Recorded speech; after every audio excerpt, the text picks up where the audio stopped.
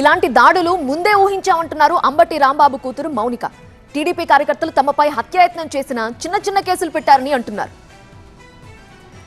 అంటే డిమాండ్ అంటే ఆయన డిప్యూటీ సీఎంగా ఉన్నారు కదండి స్టేట్కి. ఇదేమీ ఒక పర్సనల్ మ్యాటర్ కాదు. నేనేమి ఏదో రికమెండేషన్ అడగట్లేదు. Is a deputy CM. State బాధ్యతలు, లా అండ్ ఆర్డర్ ప్రొటెక్ట్ చేయాల్సిన బాధ్యత పవన్ కళ్యాణ్ గారికి ఉంది. అందులోనూ కాపు సామాజిక వర్గం నుంచి ఉన్నారు. కేవలం ఆయన వాళ్ళ పట్ల ఉన్నారనే వాళ్ళు ఇంత దారుణానికి దిగబడ్డారని నేను అనుకుంటున్నాను. ఇప్పుడు తండ్రిగా నేను ఒక రకమైన బంధం ఉంటుందండి. ఇప్పుడు నాయకుడిగా నాకెంత అధికారం ఉంటుందో వాళ్ళకే అంతే అధికారం ఉంటుంది కదా ప్రజానాయకులుగా ఉన్నప్పుడు. సో నేను చెప్పేదానికి అక్కడ ఏం లేదు.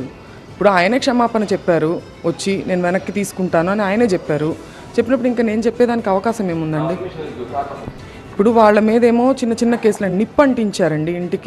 ఇంటికి ఆఫీస్కి నిప్పు అంటించారు. ఇప్పుడు మా ఇల్లు కాబట్టి మేము రాజకీయమైనటువంటి ఫ్యామిలీ నుంచి వచ్చాం కాబట్టి నిప్పు అంటించారు. ఇటు పక్కన ఉన్నటువంటి సామాన్య ప్రజానికం వాళ్ళు కనిపించలేదా? వాళ్ళ దృష్టిలో లేదా ఈ ఇంటికి నిప్పు అంటిస్తే పక్కిళ్ళకి అంటుతాయి అని చెప్పి అంటే సజీవ దహనం చేయడానికి పోలీసుల సమక్షంలో హత్యాయత్నం చేయడానికి వాళ్ళు దిగబడ్డారు. వీళ్ళ మీద చిన్న కేసులు వేసి అటెంప్ట్ టు మర్డర్ కేసు వేయాలి, ఫైర్ అంటించినందుకు కేసు వేయాలి. అలాంటి కేసులు వేయకుండా చిన్న కేసులు వేసి ఇక్కడేమో ఎవిడెన్స్ని క్లియర్ చేసేదానికి పోలీసులు పొద్దున్న వచ్చారండి. డిస్ట్రాయ్ చేసి జగనన్న వస్తున్నారు, ఇవన్నీ చూస్తారు, ప్రజలకు అందరికీ అర్థమవుతుంది వీళ్ళు చేసినటువంటి ఇదంతా దాడంతా ఏంటని చెప్పి అన్నీ క్లియర్ చేసేదానికి వాళ్ళు వచ్చారు మార్నింగ్ పోలీసు. మేము ఆయన కోర్టులో పరామర్శించేదానికి మేము కోర్టుకు వెళ్ళాము. ఆయనతో మాట్లాడే అవకాశం మాకు దొరకలేదు. పోలీసు మమ్మల్ని అడ్డుకున్నారు.